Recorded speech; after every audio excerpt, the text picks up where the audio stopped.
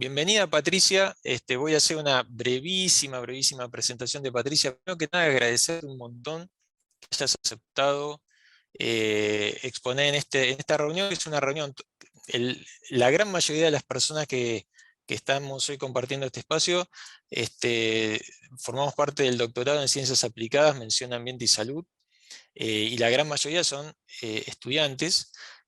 Previamente ahora a tu entrada hubo presentación de 2 estudiantes, y es un espacio medio experimental que lo que pretende ser es un espacio de interpelación interdisciplinaria, con todo lo que eso significa acerca de múltiples definiciones, ¿no?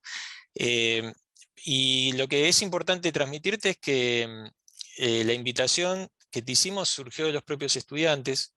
Parece que tenés algunos fans dentro de los estudiantes y bueno, varios de los expositores, los nombres surgieron a partir de las propuestas de los estudiantes. Así que bueno, bienvenida al espacio. Patricia Aguirre es antropóloga, especialista en alimentación, y cuando yo la contacté trabaja en el Instituto de Salud Colectiva de la Universidad de Lanús, de la UNLA. Cuando yo la contacté a Patricia, Patricia me dijo: yo quiero hablar de COVID. Esto hay muchas cosas para decir, y, y desde mi lugar, desde mi especialidad, me parece que es algo que se puede abordar, hay mucho para decir. Así que bueno, Patricia, gracias por acompañarnos y el espacio es tuyo. Si querés compartir la presentación o preferís que... Voy a compartir la presentación y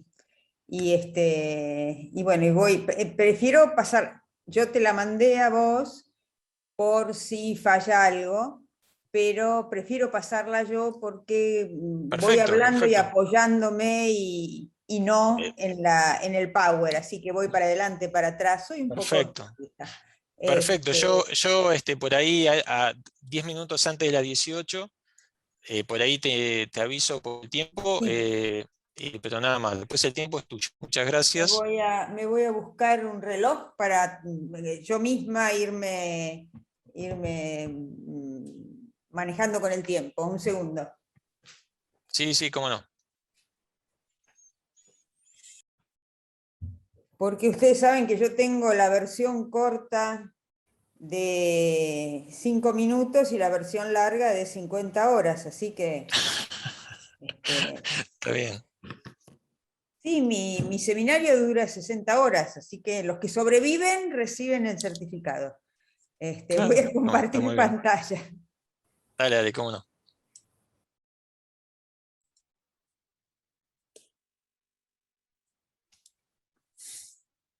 Tarda un poco, pero acá estoy compartiendo pantallas. Sí, sí, yo te aviso en cuanto veamos, ya te confirmo. Perfecto, ahí vemos tu pantalla. La acabo de poner en presentación completa. Lo que sí, a ver, me parece que no la estamos viendo en presentación, estamos viendo la pantalla Ahora, del PowerPoint. Ahí tarda sí, un poco. perfecto, Bueno, perfecto. empiezo entonces y para terminar a las 18. Muy bien, Eh, gracias. yo quería primero agradecerle a Martín la invitación y, y me parece que hay que hablar de COVID. Él me había invitado para hablar de antropología alimentaria y yo insistí en hablar de COVID porque pienso que hay que hablar de COVID. Porque junto con el cambio climático, junto con la concentración del capital en la economía globalizada, el COVID es la pandemia más anunciada de la historia.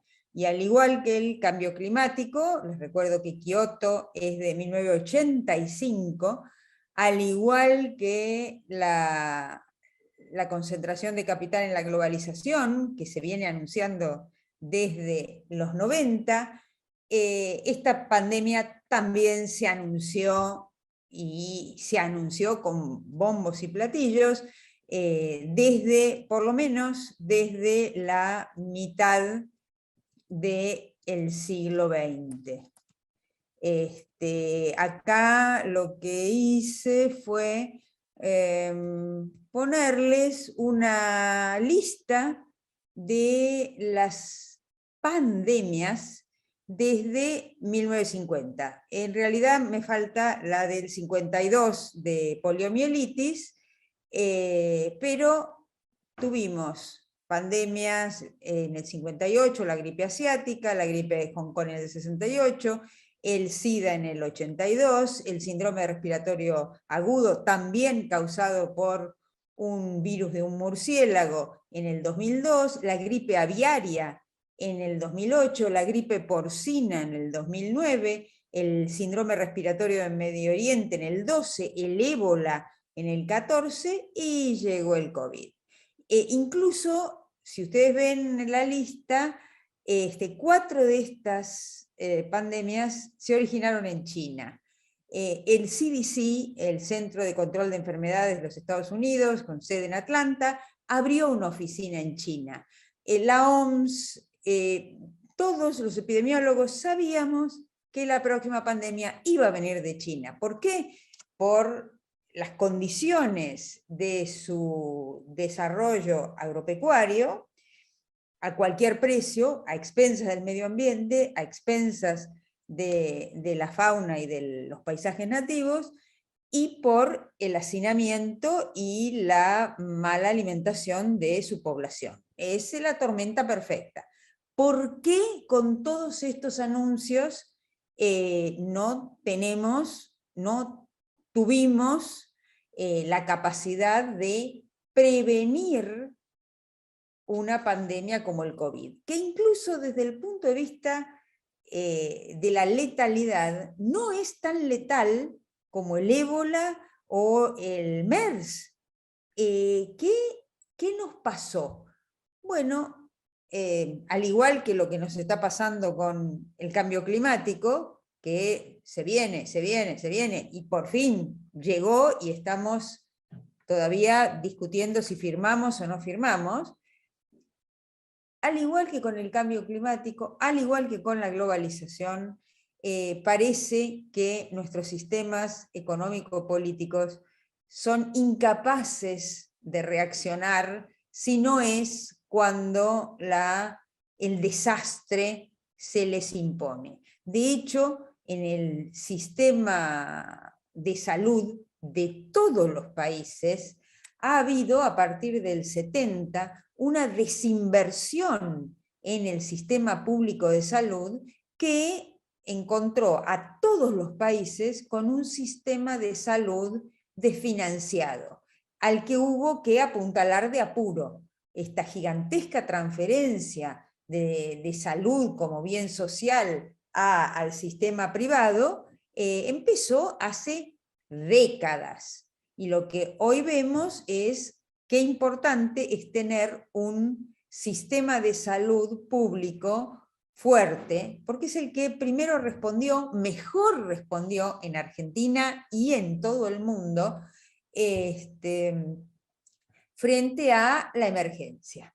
De manera tal que me parece que hay que hablar de COVID, porque si no, la próxima pandemia, que si siguen las condiciones actuales indefectiblemente vendrá, nos va a volver a encontrar inermes. Y esta vez, dadas las consecuencias del aislamiento, de la cuarentena,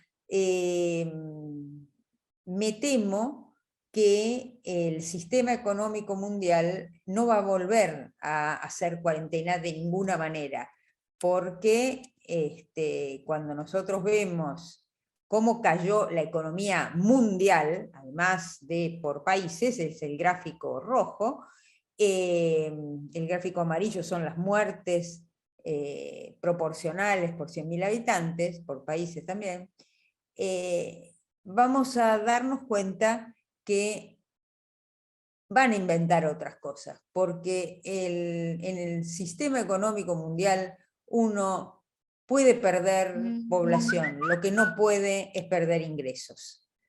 Es desgraciado, pero es así. De manera tal que hay que hablar de COVID. Hay que hablar de COVID porque es el hecho social, sanitario, económico, ecológico, nutricional, más importante en lo que va del siglo. Y aparte, estando tan anunciado, no haber escuchado las alertas, me parece que nos debería poner sobre aviso, porque así como no escuchamos las anteriores, si no hablamos de COVID, no vamos tampoco a procesar esta información. Y yo quiero marcar que en realidad una pandemia, una guerra, un genocidio, que uno dice, oh, hechos sociales, ¿cómo no vamos a hablar de esto? Las sociedades no siempre lo metabolizan, no siempre sacan de estos terribles hechos sociales una enseñanza, una alerta, una prevención. A veces la manera que tienen las sociedades de metabolizar estos terribles golpes en el sistema social es el silencio. Así que no hay ninguna garantía de que el COVID no se silencie como se han silenciado tantos genocidios, como se han silenciado otras pandemias. Laura Spinney, que es una periodista que trabajó hace un par de años sobre la epidemia de gripe española de 1918, dice que las pandemias y las guerras se recuerdan de manera diferente, a pesar de que en ambas muere gente y muere masivamente gente. Las guerras tienen mayor posibilidad de ser procesadas como hechos sociales y de desencadenar entonces formas sociales de enfrentarlas. De hecho, la Segunda Guerra Mundial generó una institución de corte planetario, como es las Naciones Unidas, donde los países discutieran sus diferencias y nunca más hubo guerras mundiales. Sigue habiendo guerras locales, pero no mundiales. Algo aprendimos de esa. Entonces, Spinney dice, lo que pasa es que las guerras, vuelvo a decir, donde muere mucha gente, igual que en las pandemias, tienen un principio, tienen un fin, tienen héroes, tienen bandidos, empiezan con un agresor, terminan con un vencedor y un vencido. En las pandemias no pasa eso. En las pandemias también muere mucha gente, también mueren en poco tiempo, también muere en todo el mundo, pero no tienen principio ni fin, no hay héroes. Y la experiencia de la gripe española, mal llamada gripe española, de 1918, nos dejó una enseñanza que podemos aplicar al COVID, que es que se tomó como una enorme sumatoria de hechos desgraciados individuales. Que no nos pase lo mismo. Una pandemia no es una suma de enfermedades individuales, sino un hecho social que se manifiesta en lo social. Por supuesto, se actualiza y se manifiesta en lo individual y sufre y muere el individuo y sus consecuencias las sufren las familias. Pero puede tranquilamente, como los genocidios, no procesarse socialmente y considerarse atómicamente como hechos individuales que tienen que metabolizar su duelo individuo a individuo. Esto ya ha pasado, ¿no? El genocidio de Ruanda fue así. Bueno, ya está, terminó, borrón y cuenta nueva, fue muy desgraciado para todas las familias, hacemos una estatua y todos vamos a llorar ahí. Y ya está. Yo esperaría que no pasara esto. Por eso creo que hay que hablar de COVID. Y además por otras cosas, porque cuando veo cómo se ha manejado la información, la comunicación acerca del COVID, lo que veo son números. Veo que la comunicación son números de infectados, número de muertos, tasa de letalidad, cifras comparativas entre la población de tal país y tal país, y el sistema sanitario de tal país y tal país, y los resultados de la política de vacunación con tanto porcentaje de primera dosis y de segunda dosis y de tercera dosis y de niños. Y las cifras son muy importantes, las cifras cuentan. No se pueden tomar decisiones si no tenemos datos cuantitativos, sobre todo decisiones políticas si no tenemos datos cuantitativos. Pero las cifras cuentan pero no narran.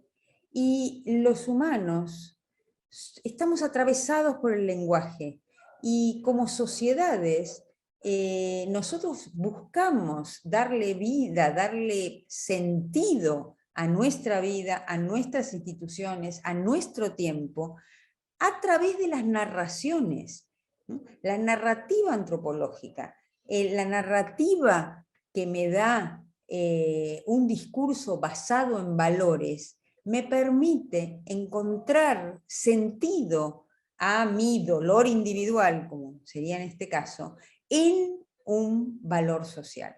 Por eso creo que tenemos que pasar de las cifras que cuentan a las palabras que narran en el tema de COVID.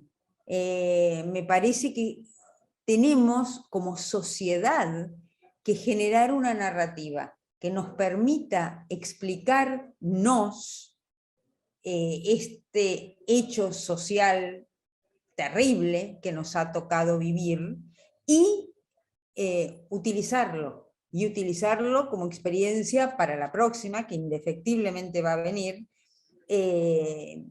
y para, por supuesto, para las personas que lo han sufrido y para las familias que han perdido a sus seres queridos, darle un sentido social a ese duelo. Vuelvo a decir que esto no está garantizado que pase. Walter Benjamin nos dice la hipótesis opuesta, dice, ojo, que puede ser que una sociedad elabore este duelo, sus duelos de pandemias, genocidios o guerras, a través del silencio, que los silencios públicos a veces son esenciales para superar ciertos eventos, y a veces para nunca superarlos. Así que, como yo estoy en la hipótesis contraria, hablar COVID. Para aprender, para prepararnos, para encontrar respuestas sociales que van más allá de la confianza en el modelo médico hegemónico, que deberían ir más allá y que deberían basarse en conductas sociales, no en una vacuna, en gérmenes atenuados o sueros milagrosos. Aparte, porque esto que pasó con el COVID es además asombroso en términos de la atomización nacional que no había ocurrido en otras pandemias. En la pandemia de viruela de 1950, la OMS fue coordinador global de del desarrollo de la vacuna, del registro de técnicas de vacunas, de la certificación de las vacunas, que incluso logró en plena Guerra Fría la cooperación de Estados Unidos y la Unión Soviética. Esta vez la OMS realmente tuvo un papel muy deslucido, ¿no? Y cada país se las arreglaba con su comité de expertos como podía. Nos pone frente a una disyuntiva de, bueno, a ver nuestras instituciones mundiales. Ojo que con el tema de las vacunas también había experiencia internacional de desarrollos de vacunas, nunca tan rápidos como esta, como bienes públicos, no como bienes privados. Las vacunas de COVID se apropiaron, en el caso de AstraZeneca, de 20 años de investigación pública, de universidades públicas, del sistema de salud de Inglaterra, para desarrollar con el saber público una vacuna comercializada a nivel privado, que además fue subsidiada por el Estado inglés, con tal de que sacaran la vacuna rápido.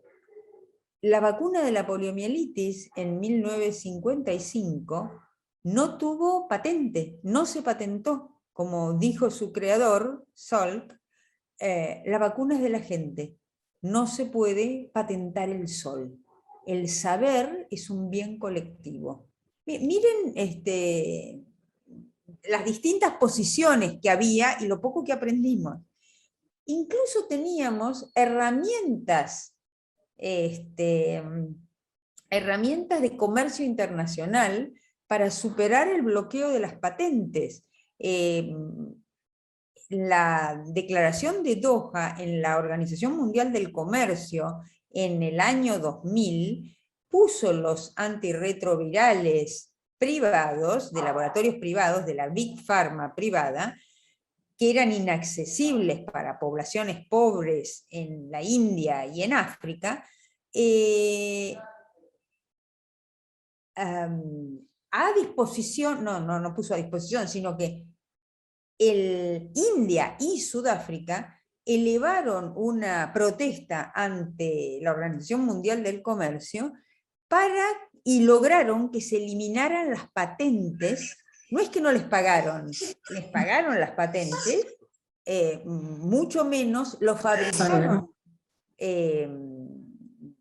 laboratorios nacionales, y los laboratorios ganaron tanto por la patente como por la cantidad de medicamentos que se vendieron. Piensen en la India, es un subcontinente. El precio fabricado por los estados bajó enormemente y se limitó la enfermedad.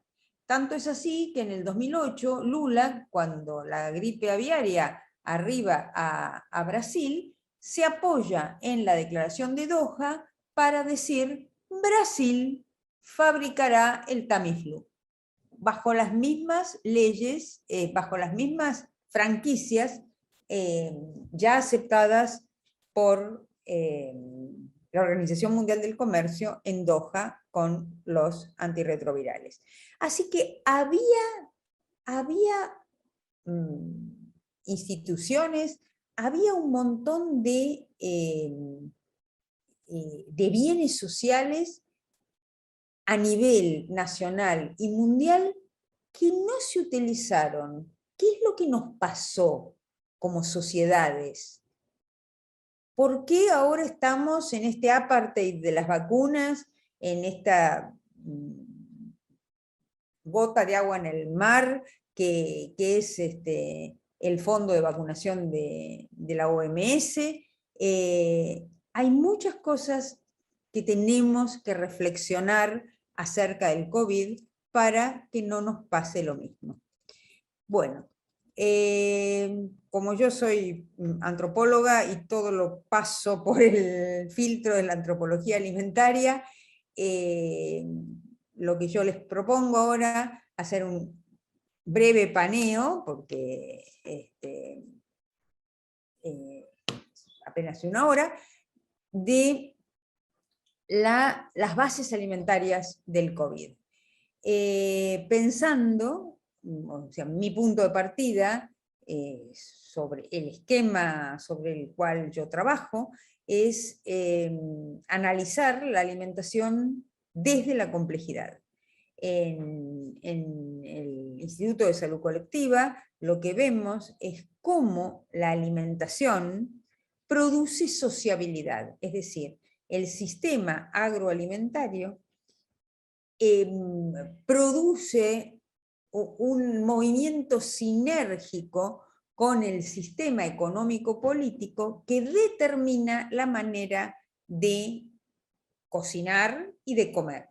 Y como la alimentación genera corporalidad, la alimentación es el factor prepatológico por excelencia, genera una manera especial de enfermar y morir.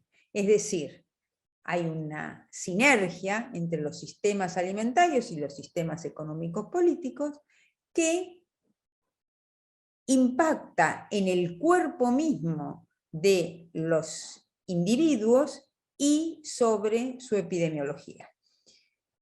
Eso dicho en difícil. Si lo decimos en fácil, es comemos como vivimos y nos enfermamos como comemos. Por supuesto, para abordar un sistema complejo de esta envergadura, hay cierta petición de principios. Pensamiento crítico, enfoque relacional e historicidad. Y vamos a empezar por la historicidad. Pero ojo, porque yo creo que hoy, más que hablar de sinergia, hay que hablar de sindemia. Es decir, a mi criterio, están operando 3 epidemias convergentes. La obvia epidemia de COVID, esa la conocemos todos, la epidemia de cambio climático y la crisis alimentarias, ¿no? La epidemia de desigualdad que genera la crisis alimentaria. Estas 3 epidemias, esta sindemia, donde convergen 3 epidemias, tienen los mismos determinantes sociales que sugiero abordar, para no abordar los resultados, sino las causas. Nosotros vamos a ver ahora, muy brevemente, estas bases alimentarias de estas 3 sindemias, porque dije que tenían las mismas determinantes sociales. Y también, respondiendo a la petición de principios, vamos a verlas con enfoque relacional, pensamiento crítico e historicidad. Y vamos a empezar por el final, por la historicidad. Ustedes saben que las epidemias no nos han acompañado siempre. En la historia de la cultura o en la historia de la medicina, los primeros millones de años en que habitamos este planeta como cazadores-recolectores, no tuvimos epidemias. Los paleontólogos, los arqueólogos, no encuentran registros de muertes masivas en poco tiempo, pero sí encuentran el registro en los huesos fósiles, en los fogones, de endemias. Los cazadores-recolectores, por supuesto que se enfermaban, las enfermedades por supuesto dependían del hábitat, ¿no? Obviamente en la Europa glaciar el congelamiento estaba a la orden del día, y la mosca tsetse contagiaría la enfermedad del sueño en África, porque en una había hielo y en la otra había una zona tropical donde habitaba ese vector. de manera tal de que las enfermedades que sufrían los cazadores-recolectores eran fuertemente dependientes del hábitat. Por supuesto que accidentes había en todos los hábitats, gastritis, dermatitis, todo este tipo de enfermedades eran muy conocidas por los cazadores-recolectores, así como las enfermedades respiratorias y las infecciones con agentes compartidos tanto por los humanos como por los animales, ¿no? La fiebre amarilla, porque el mosquito picaba al mono y después picaba al humano y ambos sufrían de fiebre amarilla. También enfermedades que tienen agentes que viven en el ambiente. El tétanos, el botulismo, los íbamos a encontrar en las heces de los animales, en la tierra, en los dientes de la saliva de los animales, de algunos animales, la rabia, o sea que no nos librábamos de eso. Una característica interesante de las enfermedades infecciosas que asolaban a los cazadores-recolectores es que sufrían enfermedades que no confieren inmunidad. Entonces la misma persona podía volver a reinfectarse varias veces. Y también, por supuesto, como dijimos antes, aquellos patógenos transmitidos por vectores o que vivían en el ambiente. Endemias sí, epidemias no. ¿Cuándo empezamos a ver epidemias? Hace más o menos 10.000 años, cuando empieza la domesticación. ¿Por qué? Porque el contacto estrecho con los animales, casi todas nuestras infectocontagiosas son zoonosis, que saltaron la barrera de las especies y se desarrollaron en los humanos como patógenos virulentos. Porque muchas de estas zoonosis en los animales no son particularmente graves. Lo que pasa es que en el proceso de domesticación y a partir del Neolítico, la convivencia con los animales permitió que estos patógenos saltaran la barrera de las especies y se adaptaran a nosotros. Las vacas, además de la leche, el cuero, la carne, nos dieron la tuberculosis, nos dieron la viruela, los cerdos nos dieron la tosferina, los patos la gripe, y una característica bastante importante es que junto con la domesticación, cuando comienza la acumulación y la producción de excedente, también la población comienza a concentrarse y a vivir concentrada y hacinada en aldeas y después en ciudades. Aquí tienen una excavación, miren lo que son las habitaciones, ¿no? Las casas.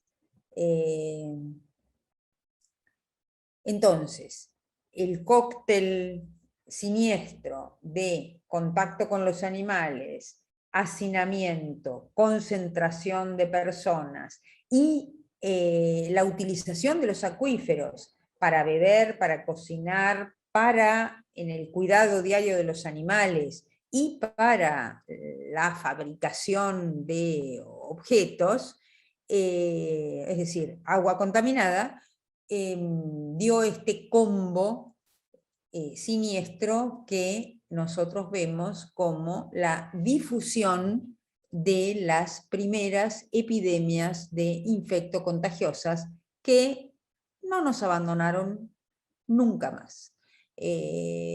Pasaba una epidemia de sarampión, muchos morían, muchos quedaban inmunizados, y hasta que no había una masa de susceptibles, el sarampión no volvía en forma epidémica a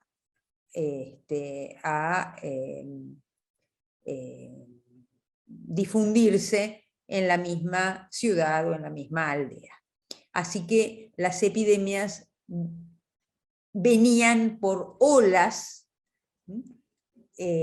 cuando un nuevo agente llegaba a la ciudad o cuando había suficientes susceptibles como para disparar una nueva ola epidémica.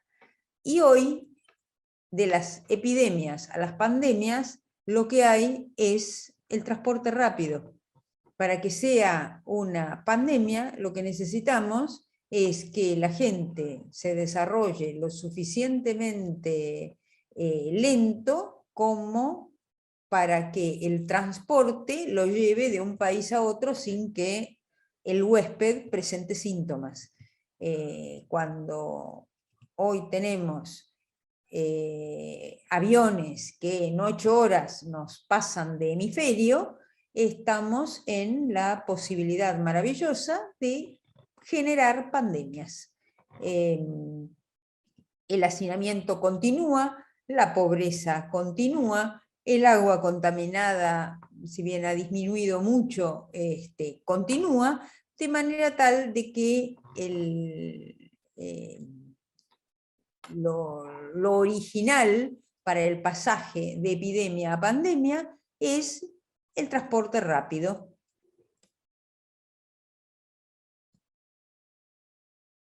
Vamos a empezar a analizar los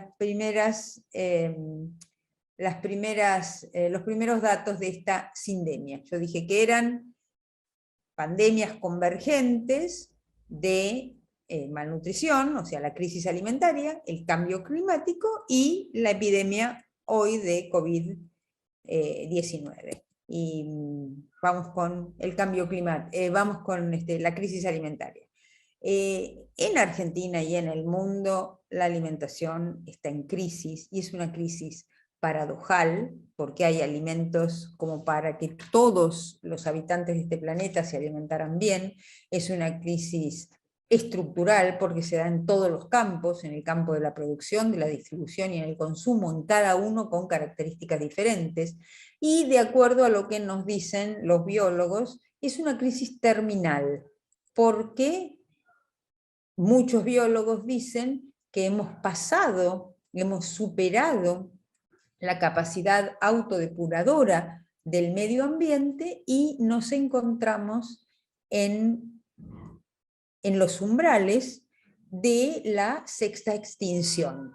Es decir, pero por primera vez, y qué originales que somos, es culpa nuestra. Esta vez no va a ser ni los volcanes, ni las trampas de Siberia, ni un aerolito, como le pasó a los pobres dinosaurios, que no podían prever ni hacer nada contra el aerolito. Esta es una extinción causada por la misma especie que se extingue, y con ella gran parte de la vida del planeta.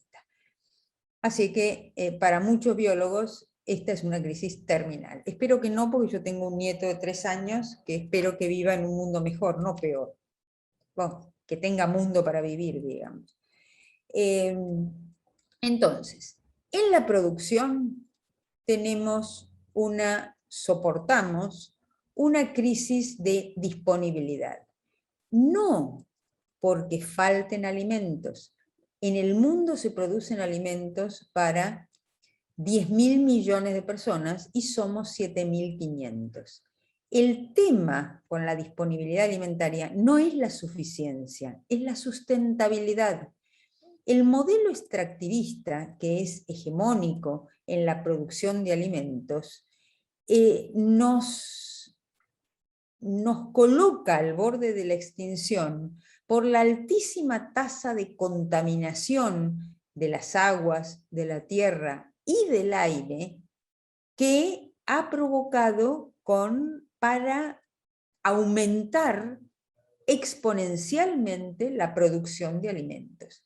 Este modelo extractivista, que en agricultura algunos llaman agricultura de minería, porque extrae de los suelos, del hábitat, cuando es el caso del agua, más que los químicos que se le ponen, este modelo extractivista que se basa en semillas inventadas, como son los transgénicos, con un paquete tecnológico agresivo con el medio ambiente, una agricultura que avanza permanentemente sobre los paisajes nativos, una frontera agropecuaria que, si bien ha multiplicado el rendimiento por hectárea, también ha multiplicado las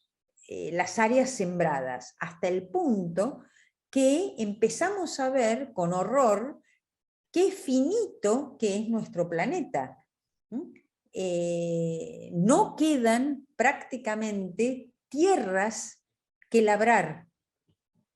Y el avance de la frontera agropecuaria sobre las selvas lluviosas, el caso del Amazonas, los humedales que son desecados para plantar granos, o los bosques nativos que son talados para introducir pasturas y criar animales, han hecho que solo quede virgen el 15% de la tierra del planeta. Por eso la iniciativa de Naciones Unidas es para el 2030 lograr resilvestrizar por lo menos el 30% del planeta, empezando por los océanos. Ahora llegamos a la pesca.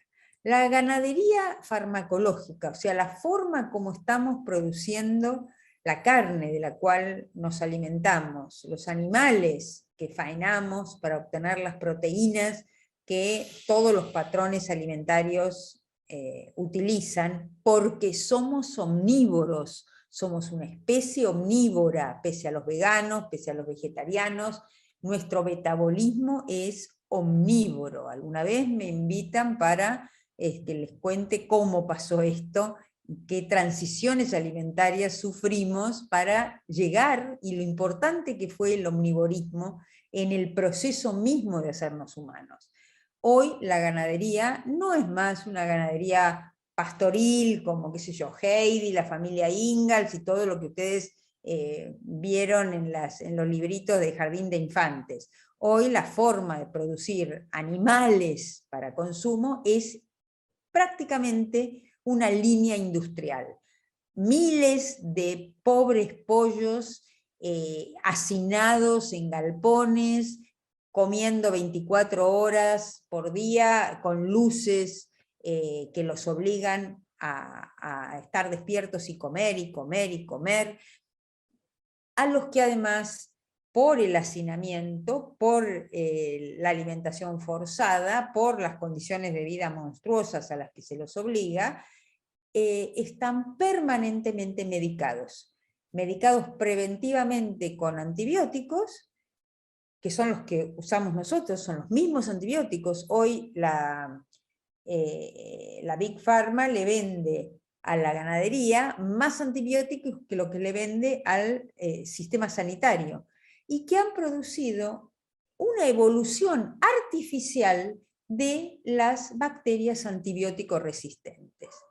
Esto es gravísimo, esto es gravísimo. Y algunos médicos, seguramente ustedes tendrán algunos en la universidad, se encuentran horrorizados porque se encuentran sin armas para defendernos de estos patógenos, como si estuviéramos en la era pre-Fleming, ¿no? Y con la pesca no estamos mejor. Los buques factoría, que a veces no tocan tierra en meses, persiguen sistemáticamente a los cardúmenes hasta que no dejan nada. Han eliminado gran parte de la biomasa de los caladeros tradicionales. El caladero del Mar del Norte está exhausto, por eso ya no se hacen cotas, sino que se vinieron todos al Mar del Sur. Y yo siempre recomiendo que, si ustedes quieren no dormir, no vean The Walking Dead, no vean películas de terror, lean el informe de pesca de FAO 2008, porque es de terror. Por eso, porque advierte que de seguir la pesca depredatoria vamos a extinguir el 90% de las especies en el mar, es que se ha desarrollado la acuicultura, que hoy provee el 30% del pescado que se come en el mundo. El problemita es que la acuicultura se hace sobre el modelo de la ganadería farmacológica, con lo cual, otra vez, y esta vez los pobres peces, llenos de antibióticos, contaminando el agua, contaminando los barros a donde cae el exceso de alimentos de la alimentación forzada, hasta el punto que en un alarde de valentía en Tierra del Fuego se prohibieron las salmoneras. Pensando en que las consecuencias ecológicas son mucho más graves que, miren lo que le pasa a Chile, que el dinero que entra por el salmón, por las jaulas de salmón. Así que este modelo extractivista pone en peligro la capacidad de seguir produciendo alimentos en el mañana por la contaminación a la que ha sometido a los ecosistemas. Respecto de la distribución, tenemos un problema grave en el acceso. El acceso a la alimentación en todo el mundo se da a través de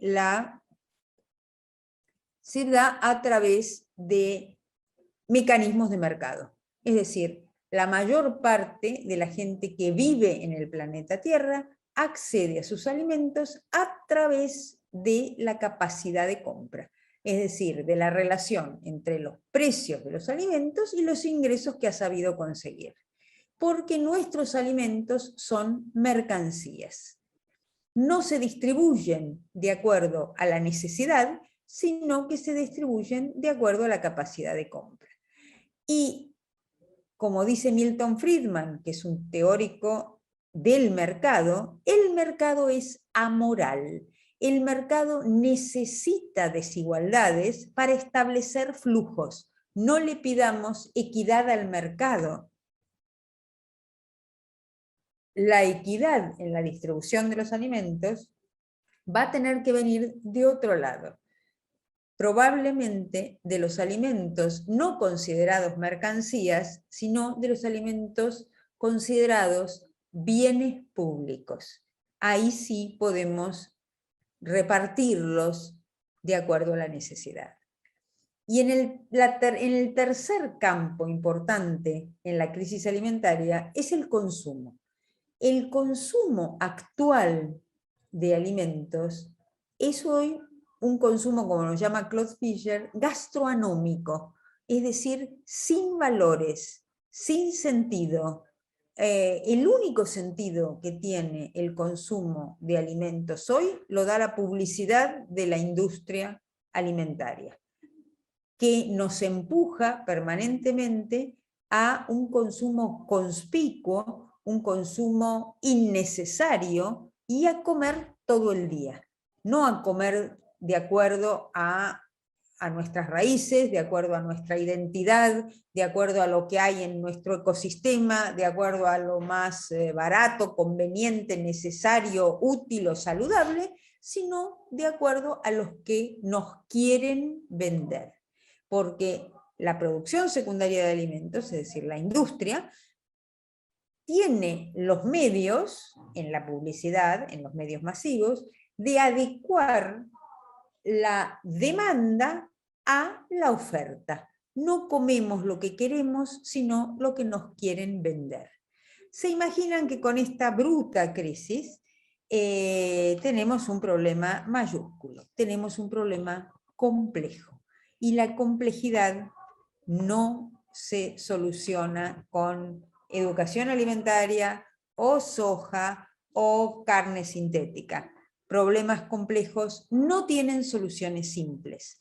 Se van a necesitar muchas soluciones distintas en muchos niveles distintos, pero porque el nivel local y el nivel global están absolutamente interconectados.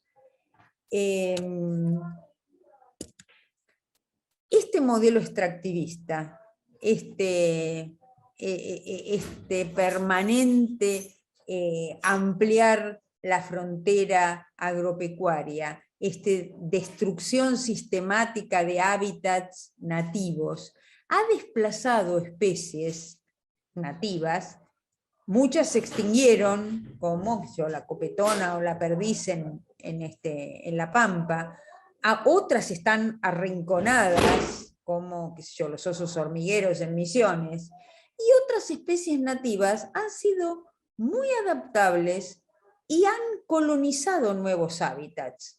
Los murciélagos salieron de sus forestas y hoy viven en nuestras ciudades.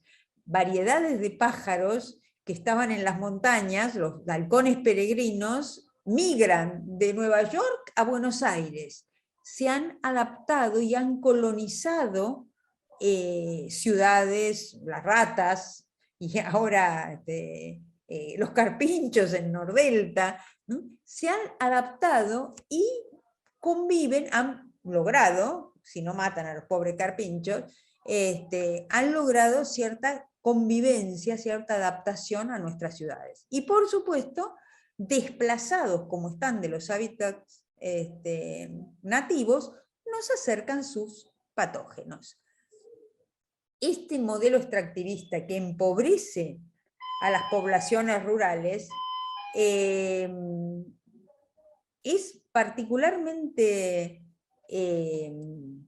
dañoso, porque es una agricultura sin agricultores, que obliga a mucha gente a recurrir o a la migración a las ciudades, haciendo presión sobre los servicios sociales de las ciudades, o a recurrir, ya que han perdido en la agricultura sus posibilidades de supervivencia, a la caza furtiva. Y esto ha sido lo que alimentó el famoso mercado de sangre de UNAM, en Wuhan, que es un mercado de los pobres, donde las especies nativas, esta es una foto, silvestres, son cazadas, mantenidas vivas, hasta que alguien las elige, les retuercen el cogote y va a la olla de esta noche. Son mercados de los pobres, mercados con pésimas condiciones de salubridad y por supuesto sin refrigeración, sin cuidado veterinario. Parece que es donde saltó el COVID de los murciélagos a los pangolines, a los humanos. Y, por supuesto, ya lo mencionamos, la crianza de encierro del ganado, que fue el origen de 3 pandemias anteriores. El MERS, la gripe aviaria, la gripe porcina, perdón, me estaba olvidando de la gripe de Hong Kong, ¿no? Que, por supuesto, inmediatamente se dijo, no, gripe aviaria no, H1N1, no, gripe porcina no, para salvar estos monstruosos establecimientos en pro de mantener un flujo de proteínas importante para las poblaciones humanas. Hay que cambiar la manera de criar a nuestros animales. Hay que cambiar la manera de producir. Este modelo extractivista no es sustentable. Estamos devorando el planeta. Paso la propaganda. Este es el nombre de mi próximo libro, que va a salir entre diciembre y febrero, Devorando el planeta. Devoramos 1.6 planetas por año. Y esta agricultura hegemónica, este modelo extractivista, es responsable del 37% de los gases de efecto invernadero. O sea que además favorece el cambio climático. El cambio climático, la crisis del modelo de producción de alimentos, nos pone enfrente de una necesidad urgente de cambiar. Y hay propuestas, no tenemos que inventar nada. La agroecología, el programa de Naciones Unidas 30 por 30, la ampliación de los bienes públicos, incluso la alimentación como bien público, la intensificación vertical de la producción de alimentos en las ciudades, el cambio de escala de masiva a artesanal o pastoril, el desarrollo de una cultura del cuidado del medio ambiente, del cuidado de las especies comestibles y del cuidado de los humanos. Todo esto está ya inventado. Existen un montón de alternativas, tenemos que encontrar aquella que nos va y hacerla. Y hay que actuar ya. Existen alternativas posibles y probadas. La pregunta del millón es si llegaremos a tiempo. Porque hoy la tasa de extinción es más alta que en el Pérmico, la cuarta extinción, donde se extinguió el 90% de la vida sobre la Tierra. Así que me parece que es imposible, me parece que es importante que tengamos claro cómo comemos, y cómo comemos, cómo vivimos. Porque si comemos las porquerías que comemos, si comemos los ultraprocesados que comemos, si comemos rápido, es porque vivimos corriendo. Esta manera de vivir es insalubre y es la que provoca una comida no saludable y no adecuada. Lo que tenemos que cambiar son las condiciones sociales de producción de la vida. Datitos de la República Argentina, ningún dato de la República Argentina, porque ya se me termina el tiempo.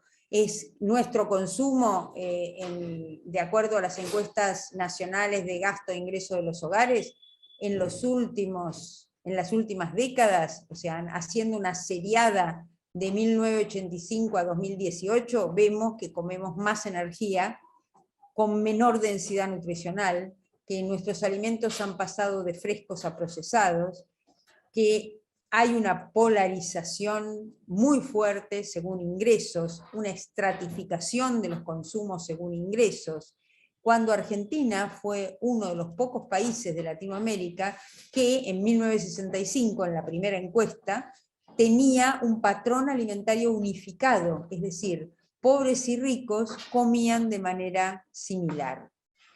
Hoy el 50% de las personas toman por lo menos una comida fuera del hogar, los niños en la escuela, los padres en el trabajo, y una comida fuera del hogar es una comida no controlada. Todas las comidas preparadas son comidas con más sal, más azúcar y más grasas, así que esto no es saludable. Y por supuesto, esto no pasó solo, esto pasó porque hay una inducción permanente a un consumo conspicuo. Prendan el televisor y se van a encontrar miles de propagandas que nos dicen lo mismo, coma sin parar, coma 24/7. Esto ha dejado marcas en nuestro cuerpo, anemia, obesidad, baja talla, deficiencias de micronutrientes. Eso sí, en Argentina por lo menos, la desnutrición aguda, la emanciación, ha retrocedido. Estamos muy por debajo de los valores estadísticamente esperables. Bueno, hicimos algo bien. Pero esta alimentación basada en hidratos, grasas y azúcares industriales, es decir, una alimentación en cantidad, pero no en calidad, ha provocado en nuestros cuerpos un estrés inflamatorio permanente. Y yo les recuerdo que el sistema inmunológico humano está formado de proteínas. Nuestro sistema inmunológico, las defensas, son proteínas, que son en Argentina y en el mundo los alimentos más caros de toda la estructura de precios. Este tipo de alimentación industrial, no es de Argentina, es del mundo, porque aparte la industria de alimentos está globalizada. Son solo 250 grandes holdings los que deciden el destino de la dieta industrial. Holdings, no industrias. Pool de industrias, bancos, barcos, transportes, puertos, y hasta sembradíos y frigoríficos, hasta. Hoy la alimentación humana no solo está industrializada, sino que está financieralizada. El 30% del precio de nuestros alimentos dependen de derivados financieros, lo cual es gravísimo, porque la timba financiera le importa un rábano, la salud o la alimentación. Lo que le importa es la timba. Y así como se pinchó la burbuja de los .com en los 90, así como se pinchó la burbuja de la subprime en el 2008, no tengo ninguna duda que se va a pinchar la burbuja de las commodities. Hoy el precio de los alimentos financierizado está en un proceso de volatilidad permanente. Y esto es lo que quería Milton Friedman, de generar las diferencias, los flujos con los que se maneja la timba financiera. Esta alimentación basada en hidratos, grasas y azúcares, que son los alimentos más baratos del mercado de precios, generaron un cambio en el patrón epidemiológico, y nosotros pasamos de las enfermedades infecciosas a las enfermedades crónicas no transmisibles: diabetes, obesidad, hipertensión, accidentes cardio y cerebrovasculares, que son las comorbilidades del COVID, y en realidad las comorbilidades de cualquier infecciosa. Bien, lo que yo les presento ahora en estos últimos minutos es una reflexión sobre 54 encuestas virtuales que hice durante la época del ASPO, más datos secundarios de revistas científicas. Me parece que hay que marcar algunas cosas, que el COVID fue una enfermedad nueva del siglo XXI, pero se le dio una respuesta de la Edad Media, el aislamiento, la cuarentena, y es la primera vez, y creo que la última, que va a haber una cuarentena global. Ni la gripe del 18, ni la polio, ni la viruela, ni la gripe aviaria merecieron, aún con tasas de letalidad más altas, una cuarentena global, un cierre de fronteras, que por otro lado dejó en evidencia la importancia estructural de los procesos salud-enfermedad que el mercado había secundarizado. A nivel general se puede decir que el COVID nos retrotrajo desde el punto de vista epistémico al viejo esquema del siglo XIX, de la epidemiología de Snow, ¿no? De huésped, medio y agente, olvidando o no dándole importancia a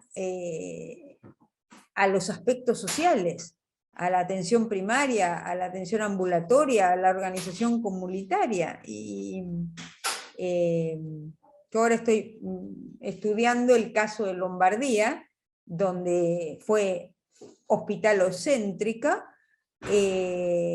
versus el caso del Véneto, donde fue un tratamiento comunitario, ambulatorio, y dio muchísimos mejores resultados y están mejor registrados también. Las políticas públicas en alimentación y nutrición en Argentina pasaron por reforzar la asistencia y crear instrumentos económicos para mejorar el acceso vía capacidad de compra, ya sea el congelamiento de precios, ya sea el aumento de los ingresos, por ejemplo, el IFE. Pero la característica que tuvimos en Argentina, y creo que en otras partes del mundo también, fue que el peso de las respuestas lo llevó el Estado central. Ni las escuelas, ni los sindicatos, ni las organizaciones intermedias, pero sí las de base,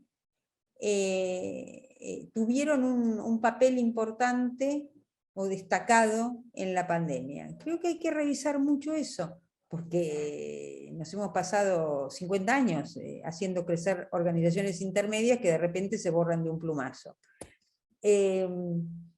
Lo que es absolutamente criticable en las políticas argentinas fue que a la desigualdad y a la diferencia se le dio la misma respuesta: quédate en casa, cuando no hay cuarentena en un país altamente desigual como el nuestro, sino cuarentenas.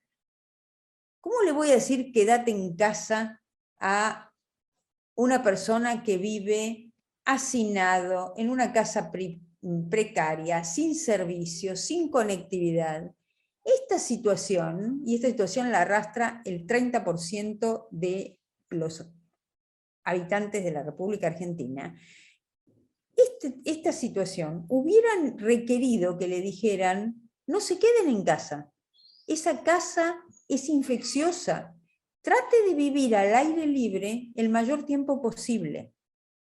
Entonces, no tomar en cuenta la diferencia, no tomar en cuenta la desigualdad. No me digan que nuestro sistema político no se había dado cuenta que teníamos el 35% de la economía informal. No se tomó en cuenta ni la desigualdad ni la diferencia, y a todo el mundo se le dio la misma respuesta. Y esto provocó resultados diferentes. ¿Qué pasó en la comida dentro de los hogares? Ya termino. ¿Qué pasó cómo se consumió dentro de los hogares? Porque, muchachos, la unidad de análisis para la alimentación todavía sigue siendo el hogar. La unidad corresidencial que decide en conjunto, con todas las asimetrías, negociaciones que todos ya conocemos muy bien, el destino de sus ingresos y sus egresos. Acá la unidad de análisis, no solo alimentaria, sino sanitaria y de cuidado, fue el hogar. No es el individuo, es el hogar. Entonces, investigué gente que era la responsable de la comida en el hogar. La mayor parte de ellas fueron mujeres, pero también hice entrevistas con los comensales obligados. ¿Qué cambios hubo en los alimentos consumidos? Se incrementó el consumo de harina. ¿Por qué? Porque la harina es un ingrediente flexible. Se pueden hacer cosas dulces, se pueden hacer cosas saladas, pero por sobre todas las cosas se puede almacenar, se puede guardar. Y como en Argentina, en nuestro patrón alimentario, pan es sinónimo de comida, esto daba cierta seguridad simbólica de que no iba a faltar. Se aumentó el consumo de azúcar, porque los sabores dulces nos dan placer, pero además porque se usó la comida en los hogares que podían cocinar como recreación, como juego con los chicos, y dejamos para más adelante la idea de salud. Se usaron harinas, se usaron azúcares y se usaron grasa en lugar de aceite. ¿Por qué? Porque es más barata que el aceite, y especialmente la grasa vacuna, porque está incluida dentro de nuestro patrón alimentario y en muchos postres tradicionales, como los pastelitos, como la torta frita que en el ambiente que yo realicé las entrevistas, fue el alimento nombrado por todo el mundo, porque es tradicional, porque es rico, porque es muy barato, y siempre aceptado por los chicos. Harina, azúcar, grasa, barato y con alta aceptación. Aumentó el consumo de gaseosas por el placer y por lo superfluo, en un momento en que se marcaba tanto la necesidad, la gaseosa traía simbólicamente la idea de que esto no era necesario, que volvíamos al consumo conspicuo de antes. Y aumentó mucho el consumo de alcohol, en parte porque está legitimado culturalmente ante situaciones de estrés, y en parte porque también catalizó las situaciones de violencia doméstica que existieron y mucho, y no solo de varones contra mujeres, sino de mujeres contra niños, contra ancianos y, por favor, contra discapacitados que perdieron como en la guerra. Ojo con el alcohol, estamos muy preocupados por la droga en edades cada vez más temprano, pero todavía la principal droga de la República Argentina es el alcohol. Y sí a edades cada vez más tempranas, porque hoy los adolescentes beben una cantidad de alcohol en forma de cerveza extraordinaria, que no era así décadas anteriores. O sea, las drogas duras son muy importantes y hay que luchar contra ellas, pero todavía la principal droga es el alcohol, que es una droga legal. Cuando nosotros vemos cómo aumentaron estos consumos, no nos queda otra cosa que pensar que en el futuro vamos a encontrar mayor incidencia de las enfermedades crónicas no transmisibles. Y en una especie de efecto San Mateo siniestro, y este hecho de hacer políticas iguales para desiguales, lo que nosotros vimos es que las industrias grandes de alimentos ganaron como en la guerra. Molinos, productor de azúcar y aceite, 1.746 millones en el 2020, Arcor 1.229 millones, Ledesma, productor de azúcar, 736 millones, está en pesos, esto es de los balances. Y a la vez, mientras las grandes ganaban más, 131.000 pymes dedicadas a la alimentación quebraron. Por eso digo, efecto San Mateo. Al que tiene se le dará, al que no tiene se le quitará. Los grandes ganaron, los chicos quebraron.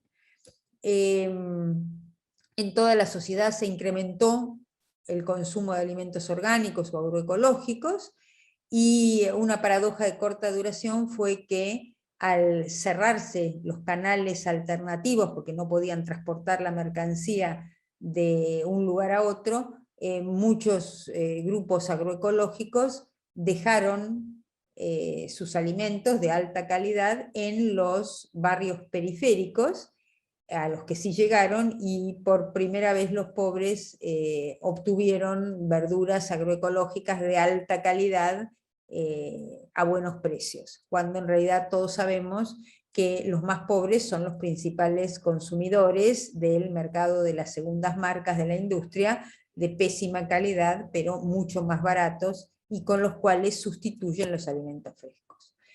La comida casera aumentó obligadamente, el delivery aumentó, es decir, se comió más, se usó la comida como recreación familiar, como defensa contra la angustia, como placer más que como salud, y por supuesto la alimentación, como todo un sistema complejo, es multifuncional. O sea, nosotros hacemos una torta, pero además el horno nos calienta la casa como estufa. Hubo cambio en las responsabilidades, pero ojo, las mujeres perdieron como en la guerra, aumentó el trabajo de las mujeres, inmediatamente se volvió atrás 50 años de feminismo, y las mujeres cocinaron, limpiaron, cuidaron, como si fueran amas de casa del 50, los varones prefirieron entrar en la cocina que entrar en la limpieza, y la queja generalizada de todos los padres es que los adolescentes aburridos e irritables no colaboraron. Pero cuando uno entrevista a los adolescentes, se sentían como que habían colaborado un montón. Los chicos no corroboran esta percepción de los padres de que no colaboraron, al contrario, se sintieron sumamente colaborativos. Tenemos que empezar a trabajar las categorías de colaboración entre padres e hijos. Aumentó la violencia doméstica y aumentó la comensalidad. Se volvió obligadas a la comensalidad hogareña, que está en retroceso por la comensalidad colectiva de los comedores asistenciales y por el impacto de la industria y de los alimentos industriales que promueven el consumo individual, las porciones individuales. Se volvió a la comensalidad hogareña y ahí se vieron las funciones no nutricionales de la mesa, ¿no? Porque en la mesa, en el fogón, en el lugar donde se da, donde se comparte la comida, no solo se comparte la comida, se comparten los valores que dan sentido a la vida, se socializan las nuevas generaciones, se promueven y se resuelven los conflictos. Para mí lo más importante acá es la transmisión del saber entre las generaciones acerca de cómo tiene que ser interpretada la vida, los valores que dan sentido a nuestra cultura, a nuestra vida familiar, a nuestras esperanzas de futuro, de país. Así que, resumiendo todo, la alimentación sin duda se precarizó, pero se precarizó sobre tendencias existentes. La precarización de los niños empeoró, con mayor inclusión de hidratos, azúcares y grasas, y las pocas buenas prácticas, como el consumo de agroecológicos en los pobres, no sobrevivieron la apertura. Me parece que tengo que dejar acá, algo hablé ya de vacunas, porque si no, no va a quedar tiempo para las preguntas. Así que lo lamento, pero tienen el... Voy a terminar acá, como termino todas mis charlas hace 30 años, porque esto tiene la misma lógica. Seguimos con una lógica dominante en la cultura actual, que es la lógica de la ganancia, ¿no? La macroeconomía y la tecnología hoy son las dos grandes fuerzas impersonales que empujan como inercia estructural el sistema agroalimentario y económico-político que determina nuestra alimentación. Creo que si tenemos que cambiar algo, tenemos que luchar contra esta lógica, contra esta episteme que permea la vida social actual y por supuesto la alimentación. Por eso, antes de que la lógica del mercado, antes de que la lógica de la ganancia termine de convertir este planeta en un shopping para pocos, en defensa propia tenemos que producir nuestra comida con sustentabilidad, distribuir nuestra comida con equidad y consumir nuestra comida en comensalidad. Y ya sabemos que esto es difícil. Algunos piensan incluso que es imposible. Yo creo que no. Yo creo que votamos con la boca. Así que podemos empezar a cambiar el mundo cambiando nuestra alimentación ya, esta noche. Si piensan que es imposible, les dejo una frase de Nelson Mandela que dice: todo es imposible, hasta que se hace. Muchísimas gracias, gracias por la invitación, gracias por dejarme hablar de COVID. Acá está mi mail, todos mis trabajos están en acceso abierto, creo que el conocimiento es un bien social, así que los bajan de internet, y si no los encuentran en internet, que están todos en acceso abierto, me escriben a mí y yo se los mando. Muchísimas gracias, voy a dejar de compartir. Gracias, Patricia. Eso fue un gusto escucharte. La verdad que todos nos quedamos con la boca abierta, como siempre. Estos temas tienen que ver con la vida de cada día. Bueno, hay un espacio para algunas preguntas. A ver, vamos a ver si hay manitos levantadas. Ahí estoy yendo. Si no, el que quiera puede tomar el micrófono y simplemente preguntar. Bueno, Patricia, yo mientras tanto te hago una consulta de que arrastro desde el principio de tu charla. Vos arrancaste, en varias oportunidades comentaste, no aprendimos, ¿qué nos pasó? Hablás desde un lugar donde hay un nosotros, ¿no? ¿Ese nosotros existe realmente o está altamente atomizado con muy distintos intereses y capacidad de poder para la acción? Hay esa, si es así, si hay una atomización, si el nosotros no existe, si hay muchos nosotros, ¿hay esperanza, digamos? Eh, yo creo que todavía estamos organizados como sociedades y todavía estamos organizados, el planeta no es la Federación Terrestre de Viaje a las Estrellas, el planeta está organizado en naciones, y tenemos que preguntarnos nosotros como sociedad argentina, nosotros como nación argentina, ¿por qué nosotros como país no tomamos en cuenta las advertencias?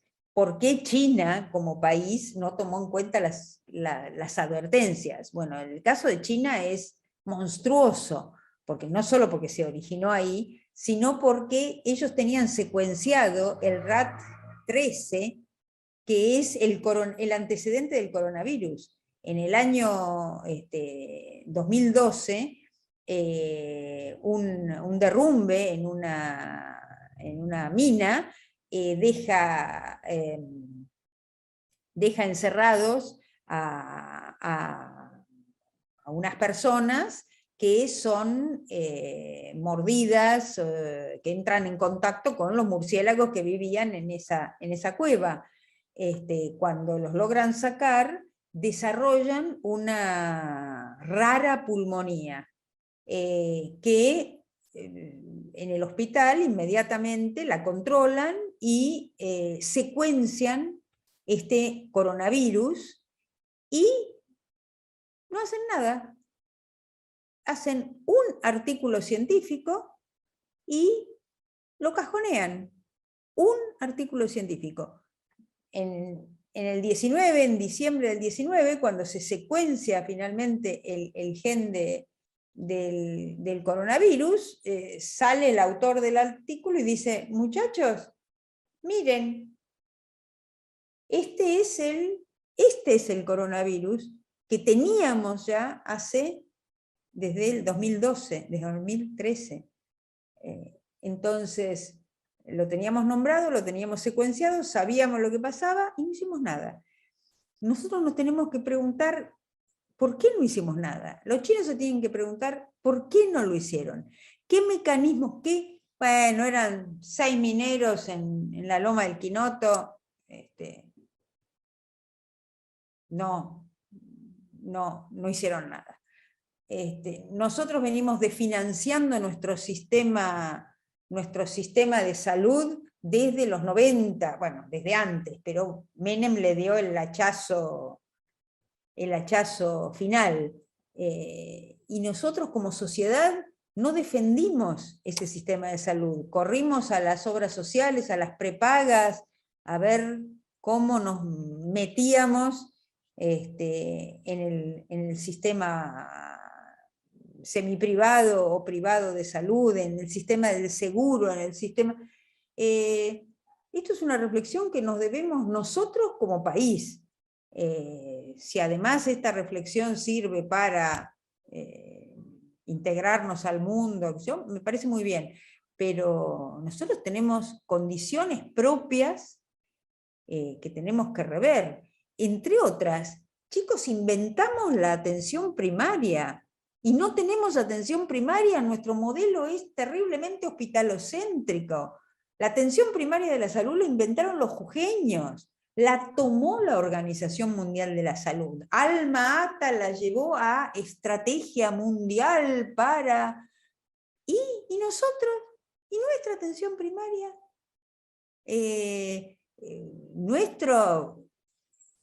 Tenemos que reflexionar sobre eso. ¿Qué le pasó a la corporación médica? ¿Qué le pasó a nuestros maravillosos políticos que prefirieron aumentarse las dietas y no financiar un sistema de salud fuerte y fornido. Claro que nos debemos, y existe todavía un nosotros, aunque sea administrativo, pero existe un nosotros. En Argentina somos nosotros. Somos nosotros, los cordobeses, los misioneros, que formamos la nación argentina. Todavía vamos, votamos y decimos, quiero que este sea nuestro presidente. Hay un nosotros.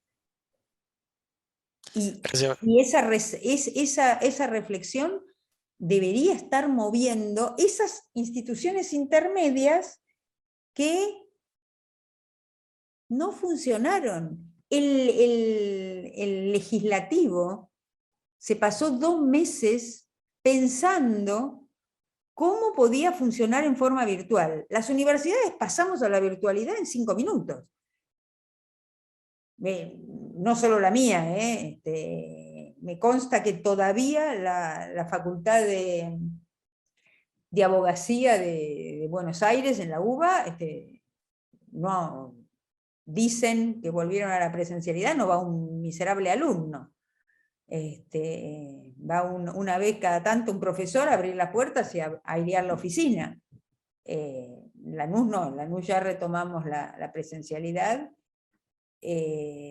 pero a ver, nosotros, quiero decir, el sistema educativo pasó a la virtualidad con una rapidez, mantuvo abierta por lo menos la educación universitaria, mantuvo abierta la investigación, la reflexión crítica, en forma virtual, pero lo hicimos. Las cosas que yo he visto de los Zoom de la escuela primaria y secundaria, no sé si quiero que vuelvan los chicos con esos maestros. Está bien, no sabían cómo manejarse con la virtualidad, pero tampoco sabían cómo manejarse con los contenidos, muchachos. Ahora que los papás vemos lo que les dicen en el aula, nos agarramos la cabeza. Entonces, nos debemos una reflexión con todas esas instituciones intermedias que ante el COVID, y los sindicatos, ¿dónde están los sindicatos protegiendo la fuente de trabajo, la salud de los trabajadores? No los vi. Vi a muchísimos infectólogos, pero vi muy pocos sindicalistas. Entonces, claro que nos debemos una reflexión social, a través de nuestras instituciones, a través del voto, a través de el ejercicio de nuestros derechos a la libertad de información y de manifestación, pero creo que, claro que hay que estimularla. Gracias, Patricia. Bueno, veo que ahí estoy mirando, no hay otras preguntas. Ya nosotros veníamos de varias charlas antes. Muchas gracias por tu intervención. La verdad que es un placer escucharte. Y a todos los que nos acompañan hoy, vamos a dar hoy por hoy terminado el encuentro. Nos vamos a encontrar la semana que viene, el jueves, para otra ronda de charlas. Muchas gracias.